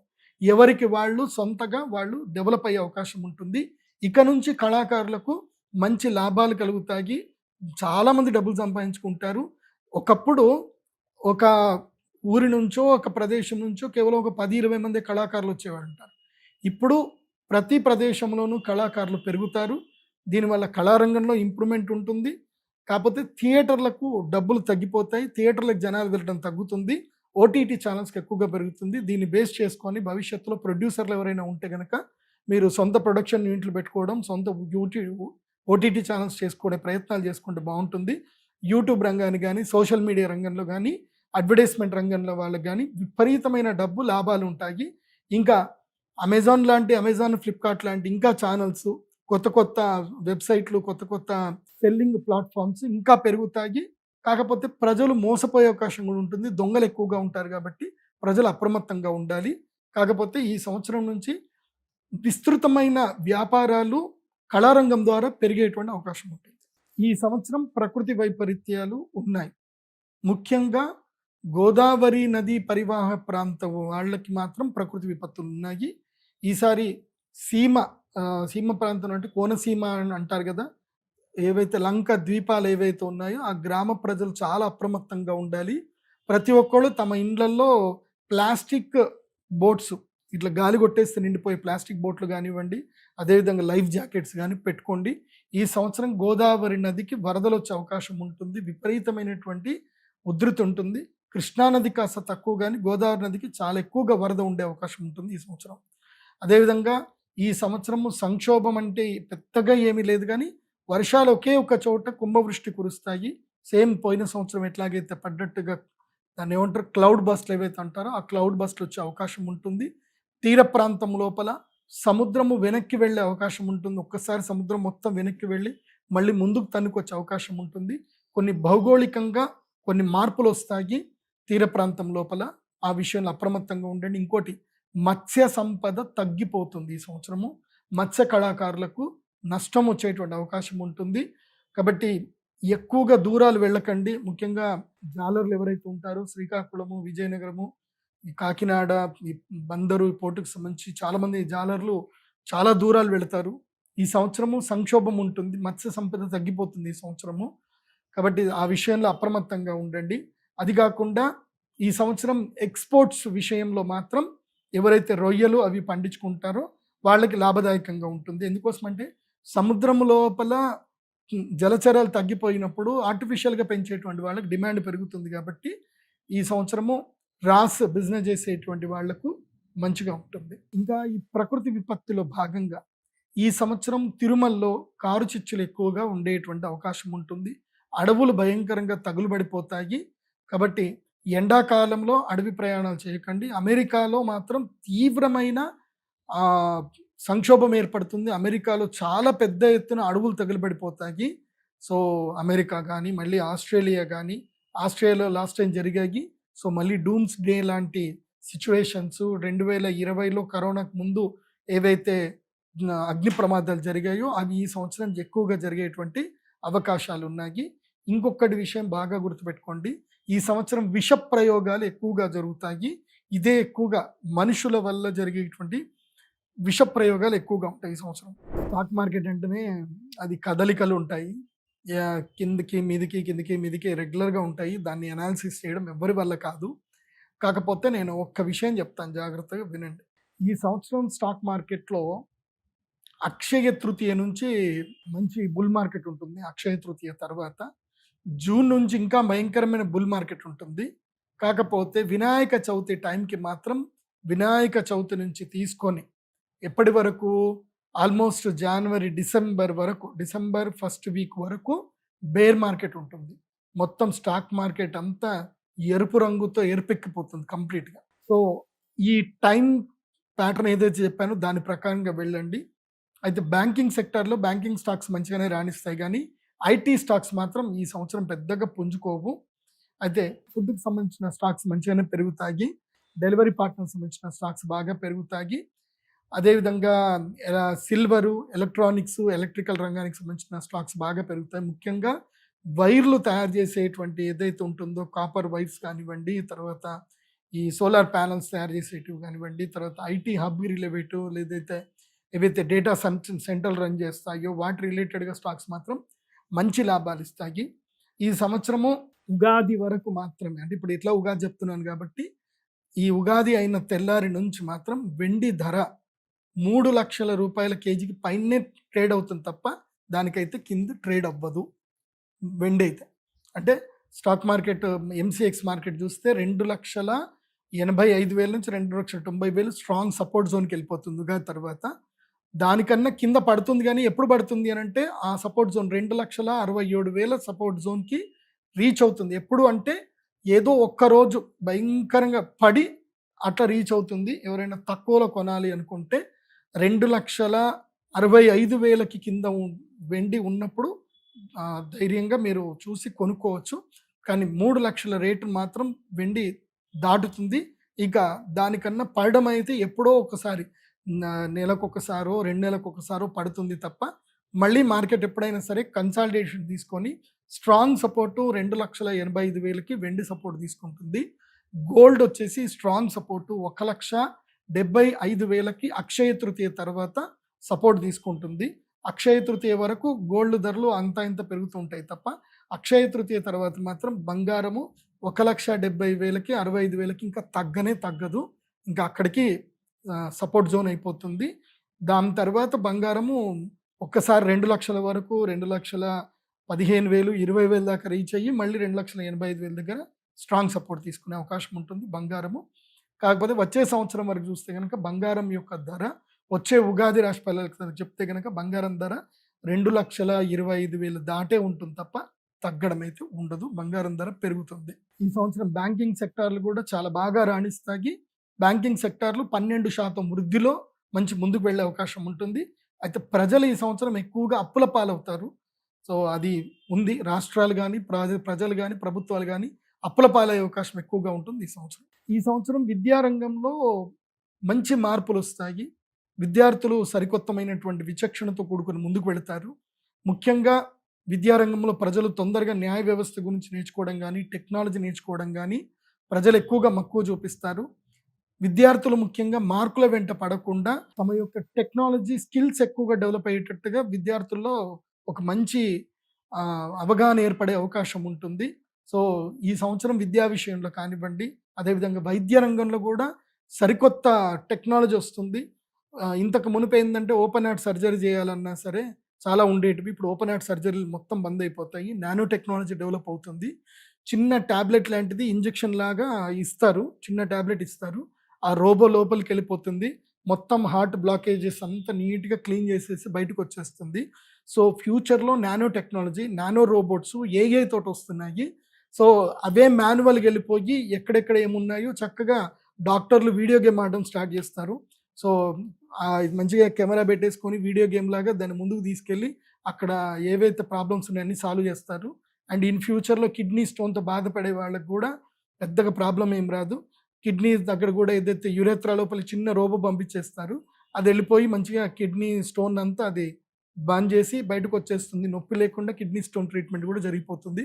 ఫ్యూచర్లో నానో టెక్నాలజీ వైద్య రంగం లోపలికి వచ్చేసి అద్భుతాలు జరుగుతాయి. క్యాన్సర్ లాంటి భయంకరమైన ట్రీట్మెంట్స్కి కూడా మంచి ట్రీట్మెంట్స్ ఇచ్చే అవకాశం ఉంటుంది. ఫ్యూచర్లో ఎంత నానో టెక్నాలజీ వస్తుందంటే ఎట్లాగైతే కనుక క్యాన్సర్ సెల్స్ని డామినేట్ చేయడానికి ఏఐ లాంటి కొన్ని సెల్స్ని వాళ్ళు తయారు చేస్తారు, రోబో సెల్స్ని. అవి శరీరంలోకి వెళ్ళిపోయి క్యాన్సర్ సెల్స్ అన్నిటిని కూడా అవి స్మాష్ చేసే ప్రయత్నాలు మొదలవుతాయి. ఆ టెక్నాలజీ ఉంటుంది. మనిషి మరణాన్ని జయించడానికి ప్రయత్నం చేస్తాడు కానీ అదైతే జయించడం కష్టమే. కానీ కాకపోతే డబ్బు ఉన్నటువంటి వాడు, విపరీతమైన డబ్బు ఉన్నటువంటి వాళ్ళు మాత్రం తమ ఆయుష్ని 100 సంవత్సరాల నుంచి 200 సంవత్సరాలకైతే పెంచుకోగలుగుతారు. అది జరుగుతుంది భవిష్యత్తులో. డబ్బు ఉన్నటువంటి వాడు టెక్నాలజీ తోటి ఆయుష్ పరిమాణం పెరిగే అవకాశాలు అయితే ఈ సంవత్సరం నుంచి కనిపిస్తున్నాయి. 150 సంవత్సరాల వరకు కూడా బతకొచ్చు. అది జరుగుతుంది. ఈ సంవత్సరము మహిళల్లో చైతన్యం బాగా ఏర్పడుతుంది. మహిళలు విపరీతంగా డబ్బులు సంపాదిస్తారు. సో ఈ సంవత్సరం ఇన్కమ్ ట్యాక్స్లు కూడా ఇన్కమ్ ట్యాక్స్ కట్టేటువంటి ట్యాక్స్ శాతం కూడా చాలా పెరుగుతుంది. జిఎస్టీలు కూడా చాలా ఎక్కువ మంది కడతారు. ముఖ్యంగా మహిళలు ఏంటంటే కనుక ఫుడ్ రిలేటెడ్ కానివ్వండి, మ్యానుఫ్యాక్చరింగ్ కానివ్వండి, ఇంకా వేరే టెక్నాలజీ లోపలికి మహిళలు అందరు వ్యాపారస్తులు వెళ్ళే అవకాశం ఉంటుంది. కానీ ఈ సంవత్సరం మాత్రం వస్త్రాల రేట్లు భయంకరంగా పెరిగిపోతాయి. ఇప్పుడున్నట్టు కాదు. ఇంకా ఈ సంవత్సరం పట్టు చీరలు కొనాలంటే ఇంకా ఈఎంఐలో పట్టు చీరలు అమ్మబడును అని మాత్రం ఉంటాయి. సో ఆ రేంజ్ లోపలికి చీరల రేట్లు వెళ్ళిపోయే అవకాశం ఉంటుంది. అంటే ఖరీదైన పట్టు చీరలు ₹1,00,000 పైన వెళ్ళిపోతాయి. సో ఒకప్పుడు ఈ సంవత్సరము 30,000 40,000 దొరికిన పట్టు చీర ఇప్పుడు మాత్రం అంటే 2025కి 26 కనుక చూస్తే 15-20% బట్టల రేట్లు పెరిగిపోతాయి. చిన్నపిల్లల బట్టలు కొందామంటే ఇంకా క్రెడిట్ కార్డ్ తోటి ఈఎంఐలు కట్టాల్సిన పరిస్థితి అయితే ఏర్పడుతుంది. ఇప్పటి నుంచి బట్టల రేట్లు అయితే బాగా పెరిగిపోతాయి. సో తప్పదు. ఈ సంవత్సరము వస్త్రాల రేట్లు పెరుగుతాయి. కానీ వస్త్ర వ్యాపారం చేసేటువంటి వాళ్ళకైతే లాభదాయకంగా ఉంటుంది. సో ప్రజలు ఆఫర్ల కోసం చూస్తూ ఉంటారు. ఇదైతే పరిస్థితులు ఈ సంవత్సరం ఉంటుంది. ముఖ్యంగా స్త్రీల బట్టల విషయంలో ఎందుకోసమంటే నేను డైరెక్ట్గా కూడా చూస్తున్నాను, నా దగ్గర చాలామంది నా శిష్యులు ఉన్నారు. స్త్రీలకి వాళ్ళ యొక్క వస్త్రాలు కుట్టడానికి పురుషులకైతే ఒక షర్ట్ కొనుక్కుందానంటే 200 రూపాయలు ఒక షర్ట్ వచ్చేస్తుంది. కానీ స్త్రీలకు అట్లా కాదు. వాళ్ళకి ఏదైనా వస్త్రాలు కుట్టించుకోవాలంటే ఒక్కదానికి మినిమం 700 రూపాయలు పడుతుంది అని అంటే భవిష్యత్తులో స్త్రీలు వస్త్ర రంగంలోకి వెళితే కనుక వాళ్ళకి మంచి లాభదాయకంగా ఉంటుంది, మంచి డబ్బులు సంపాదించుకుంటారు. ఈ సంవత్సరం బాగుంది ఆ విషయంలో మాత్రం. ఈ సంవత్సరము గురుగ్రహ సంచారం బాగా మనం తెలుసుకుందాం. గురుగ్రహము జూన్ 1వ తారీఖు వరకు, అంటే 1-3 అనుకోండి, అప్పటి వరకు ఏంటంటే గురుగ్రహ సంచారము మిథున రాశిలో సంచరిస్తున్నాడు. గురువు మిథున రాశిలో సంచరించినప్పుడు ఏమవుతుంది అని అంటే శనికి తర్వాత గురుగ్రహానికి ఏంటంటే కేంద్ర దృష్టి పడుతుంది. సో 1, 4, 7, 10లో ఉంటారు. కాబట్టి ఏం జరుగుతుంది అని అంటే సంక్షోభాలు ఎక్కువగా ఏర్పడతాయి. జూన్ 1వ తారీఖు వరకు సంక్షోభాలు ఉంటాయి. చెప్పాను కదా, కూరగాయల రేట్లు పెరగడము, ఆహార ధాన్యాల రేట్లు పెరగడము, బియ్యము దాదాపుగా 100 రూపాయల కిలో అయిపోతుంది. బియ్యం ఇప్పటికే 80 రూపాయల కిలో అయ్యింది బియ్యము. ఇకపై 100 రూపాయల కిలో అయ్యే అవకాశం ఉంటుంది, అందులోపల ఏ డౌట్ లేదు. సో నూనెల ధాన్యాలు అన్ని రేట్లు పెరిగిపోతాయి గురుగ్రహము ఉండేంత వరకు, మిథున రాశిలో ఉన్నది. తర్వాత గురుగ్రహం ఎప్పుడైతే మిథున రాశిలో ఉన్నప్పుడు అక్కడ నుంచి కర్కాటక రాశి లోపలికి వచ్చేస్తాడు. జూన్ 3వ తారీఖుకి కర్కాటక రాశి లోపలికి ఎంటర్ అయిపోతుంది. 1వ తారీఖు ఎంటర్ అయ్యాడు అంటే ఇంకా అక్కడ నుంచి జూన్ 3వ తారీఖు నుంచి ప్రభావం స్టార్ట్ అవుతుంది. జూన్ 1వ తారీఖు నుంచి 31 అక్టోబర్ 2026 వరకు గురుడు కర్కాటక రాశి లోపల సంచరిస్తాడు. ఇదండి అద్భుతమైన సమయం. గురుడు తన ఉచ్చ స్థానం లోపలికి వెళ్ళగానే ప్రజలందరినీ ధనవంతులు చేస్తాడు, శ్రీమంతులు చేస్తాడు. బ్యాంకింగ్ స్టాక్లు ఇలా పెరిగిపోతాయి, అన్నీ నిఫ్టీ గిఫ్టీ అన్నీ పెరుగుతూ ఉంటాయి. స్టాక్ మొత్తం బుల్ మార్కెట్ ఉంటుంది. కర్కాటక రాశి లోపల గురువు ఎంటర్ పెట్టగానే బుల్ మార్కెట్ ఉంటుంది. బంగారం 2,10,000 వెళ్ళిపోతుంది. చూడండి, ఈ సంవత్సరం దసరా మీరు దీపావళి బంగారం కొనుక్కుందామని అనుకుంటే దీపావళికి బంగారం పక్కా చెప్తూనే రాసి పెట్టుకోండి, 1,95,000 వరకు పక్కా రీచ్ అవుతుంది. ఇందులో డౌట్ లేదు బంగారం దీపావళి కొనేసరికి. కాబట్టి ఇప్పుడే కొనుక్కోండి బంగారము. ఇప్పుడు ఏదో తగ్గుతూ ఉంది, 22 క్యారెట్స్ 15,000 రూపాయలు ఉన్నప్పుడే కొనేసుకోండి. ఇంకా 22 క్యారెట్స్ 15,000, 16,000 రూపాయలు ఉన్నప్పుడే కొనుక్కోండి. ఇంకా మళ్ళీ మీరు కొందామనుకుంటే 22 క్యారెట్స్ 18,000కి వెళ్ళిపోతుంది. సో పర్ గ్రామ్ అదొక్కటి చూసుకోండి. తర్వాత సింహరాశి లోపలికి ఎంటర్ అవుతాడు గురుడు. 31 అక్టోబర్ 2026కి గురుడు సింహరాశి లోపలికి ఎంటర్. గురుడు ఎప్పుడైతే సింహరాశి లోపలికి ఎంటర్ అవుతాడో అప్పుడు ఉంటుందండి ఈ సినిమా. పూర్తిగా ఆయిల్ రేట్లు మళ్ళీ పెరిగిపోతాయి. ఆయిల్ రేట్లు భయంకరంగా పెరిగిపోతాయి. అమెరికన్ డాలరు విస్తృతంగా బలపడేటువంటి అవకాశం ఉంటుంది. తర్వాత ఇంకా చాలా సంక్షోభాలు ఏర్పడతాయి, యుద్ధాలు ఏర్పడతాయి. గురుడు సింహరాశి లోపల రాగానే అన్ని సెటరేట్ చేస్తాడు. కాబట్టి కొన్ని సంక్షోభాలు ఏర్పడే అవకాశం ఉంటుంది. ఆ సమయంలో స్టాక్ మార్కెట్ మాత్రం బేర్ మార్కెట్కి స్టాక్ మార్కెట్ భయంకరంగా బేర్ మార్కెట్కి వెళ్ళిపోతుంది. ఇంకోటి ఏంటంటే గురుగ్రహ సంచారం వల్ల గురుడు సింహరాశి లోపలికి వెళ్ళినప్పుడు మీకు అందరికీ తెలుసు, అంటే ఇది కూడా చెప్పాలి కదా, ఇప్పుడు క్రిప్టో కరెన్సీ కూడా నడుస్తుంది బిట్కాయిన్.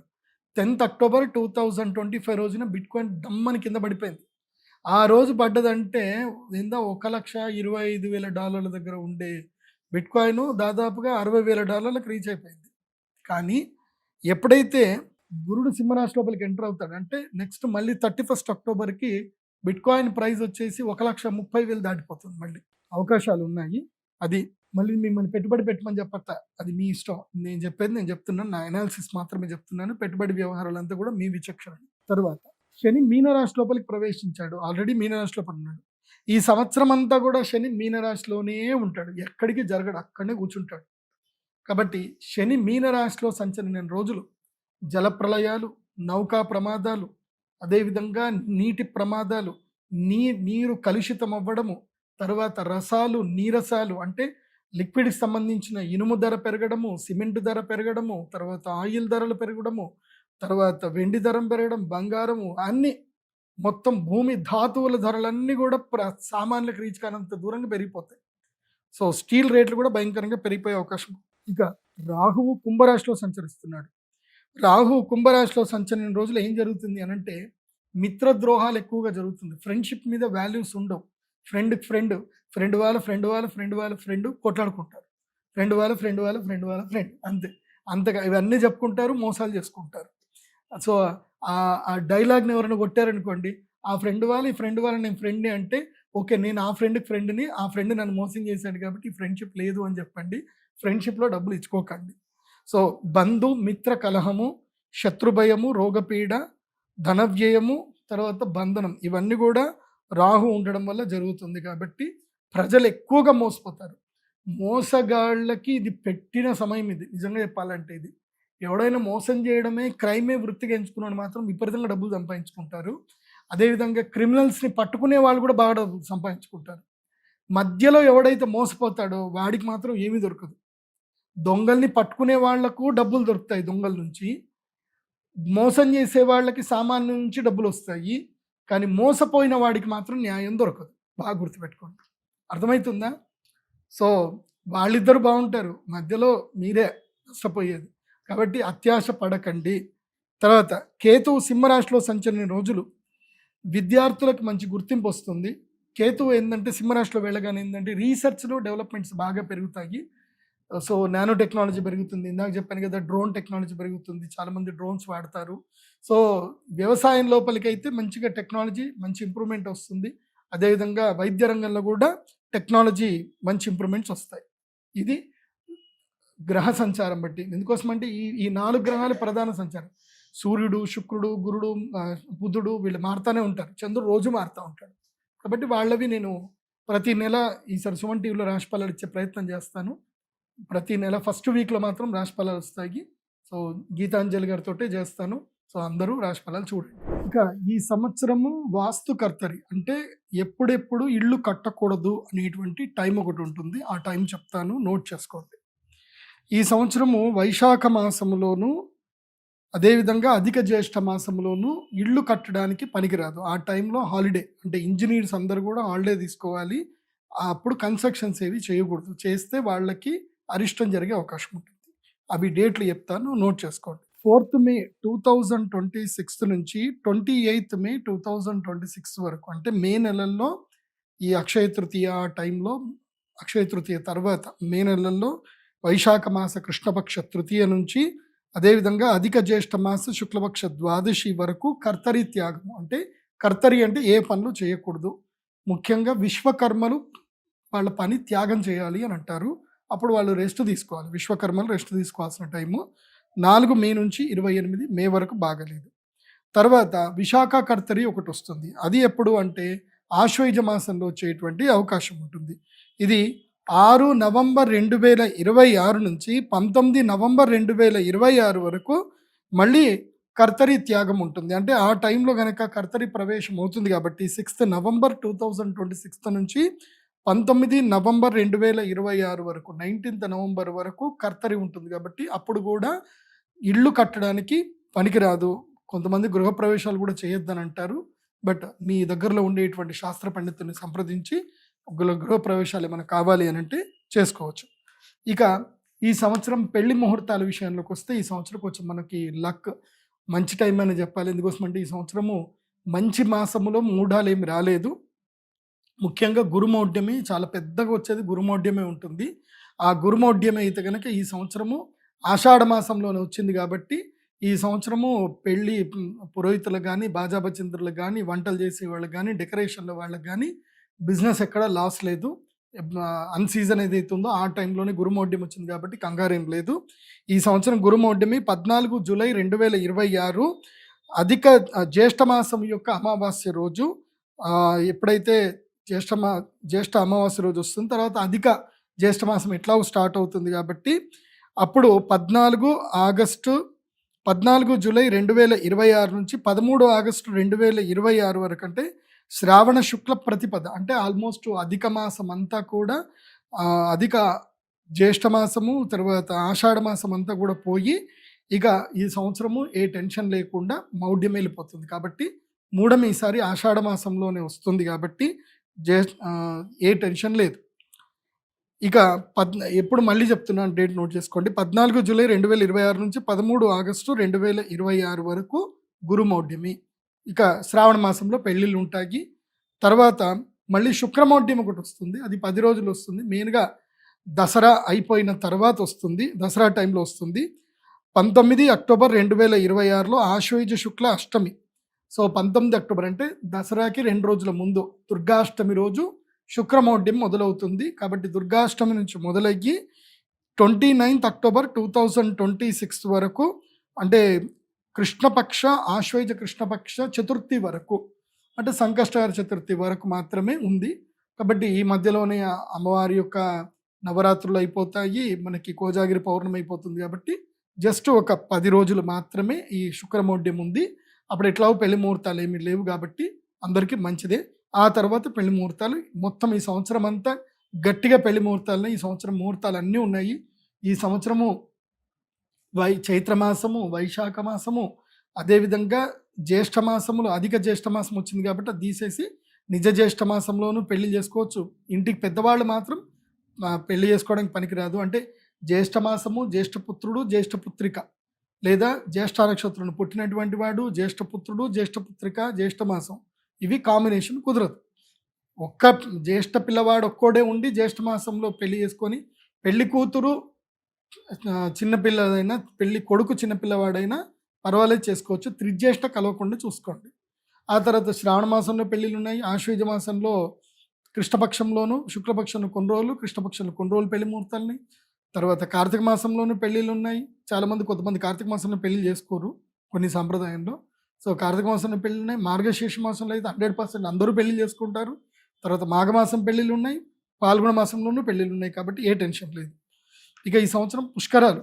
ఈ సంవత్సరం పుష్కరాల విషయానికి వస్తే జూన్ 1వ తారీఖు రోజున గురుడు కర్కాటక రాశిలో ప్రవేశిస్తున్నాడు. కాబట్టి ఎప్పుడైతే గురుడు కర్కాటక రాశిలో ప్రవేశిస్తాడో అప్పుడు యమునా నదికి పుష్కరాలు వస్తాయి. కాబట్టి జూన్ 1వ తారీఖు నుంచి, అంటే జూన్ 2 అనుకోండి, జూన్ 2వ తారీఖు నుంచి మొదలు జూన్ 12వ తారీఖు వరకు 10 రోజుల పాటు యమునా నది పుష్కరాలు ఉంటాయి. ఇది చాలా కీలకమైనది. అందరు కూడా నార్త్ ఇండియాలో అందరూ జమునా జమునా అంటారు, జమునా పుష్కరాలు అంటారు. అక్కడ యమునా నదిని జమునా అంటారు. సో నార్త్ ఇండియాలో ఢిల్లీ దగ్గర యమునా నది ఉంటుంది. కాకపోతే కొంతమంది ఎక్కువ మంది యమునోత్రికి వెళ్ళి అక్కడ పుష్కర స్నానం చేస్తారు. ఈ సంవత్సరం యమునోత్రికి చాలా ఎక్కువగా రష్ ఉంటుంది. కేదార్నాథ్, బద్రీనాథ్, చార్ధామ్లో యమునోత్రికి చాలా మంది వెళ్తారు. కాబట్టి ఈ సంవత్సరం యమునా నదికి పుష్కరాలు ఉన్నాయి. ఎవరికైతే పితృదోషాలు ఉన్నాయో, అకాల మరణాలు, అంటే ఎవరైనా తమ ఇండ్లల్లో అకారణ మరణం ఎవరైనా చనిపోయి ఉండి వాళ్ళకి ప్రేత శాంతి సరిగ్గా చేయకపోతే మాత్రం యమునా నది పుష్కర స్నానం చేసి అక్కడ తర్పణాలు వదిలి శ్రాద్ధం కనుక చేయగలిగితే కనుక వాళ్ళకి మోక్ష సిద్ధి కలుగుతుంది.